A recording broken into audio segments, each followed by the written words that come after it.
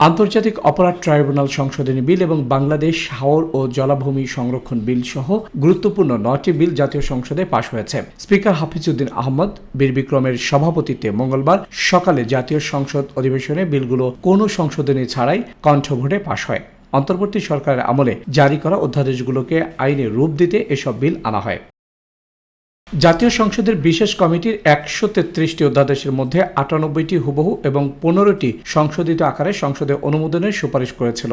বাকি 20টির মধ্যে 4টি রহিত করা এবং 16টি পরে আরও শক্তিশালী করে নতুন বিল আনার সুপারিশ করা হয়। এদিন পাশ হওয়া বিলগুলোর মধ্যে বাংলাদেশ হাওর ও জলাভূমি সংরক্ষণ বিল 2026 সংসদে উত্থাপন ও পাশের প্রস্তাব করেন পানি সম্পদ মন্ত্রী মোহাম্মদ শহীদুদ্দিন চৌধুরী অ্যানি। এরপর আইন, বিচার ও সংসদ বিষয়ক মন্ত্রী আসাদুজ্জামান পৃথকভাবে 4টি বিল পাশের প্রস্তাব করেন। গণপ্রজাতন্ত্রী বাংলাদেশের সংবিধানের 18 ক অনুচ্ছেদ অনুযায়ী বর্তমান ও ভবিষ্যৎ নাগরিকদের জন্য জলাভূমি, জীববৈচিত্র্য ও প্রাকৃতিক সম্পদের সংরক্ষণ ও নিরাপত্তা বিধান, মহামান্য হাইকোর্টের নির্দেশনা এবং বাংলাদেশের সকল হাওর ও জলাভূমির পরিবেশ, প্রতিবেশ, জীববৈচিত্র্য ও বাস্তুতন্ত্র সুরক্ষা, সংরক্ষণ ও উন্নয়নের লক্ষ্যে একটি নতুন আইন প্রণয়নকল্পে আনিত বিল বাংলাদেশ হাওর ও জলাভূমি সংরক্ষণ বিল 2026 এই মহান সংসদে উত্থাপন করছি। রেজিস্ট্রেশন অ্যাক্ট 1908 এর অধিকতর সংশোধনকল্পে আনিত রেজিস্ট্রেশন অ্যামেন্ডমেন্ট বিল 2026 এই মহান সংসদে উত্থাপনের জন্য অনুমতি প্রার্থনা করছি।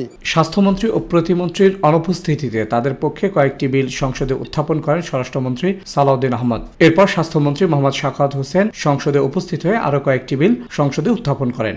মাননীয় স্বাস্থ্য ও পরিবার কল্যাণ মন্ত্রীর পক্ষে প্রস্তাব করছি যে বঙ্গবন্ধু শেখ মুজিব মেডিকেল বিশ্ববিদ্যালয় আইন 1998 সংশোধনকল্পে আনিত বিলটি বঙ্গবন্ধু শেখ মুজিব মেডিকেল বিশ্ববিদ্যালয় সংশোধন বিল 2026 অবিলম্বে বিবেচনার জন্য গ্রহণ করা হোক।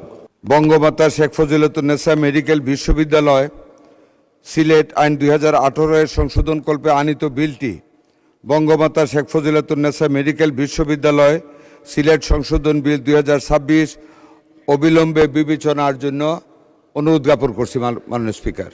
যারা এই প্রস্তাবের পক্ষে আছেন তারা হ্যাঁ বলুন।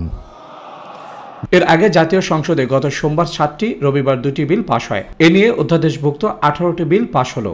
শামীম আল জাবের, ইসলামিক টিভি।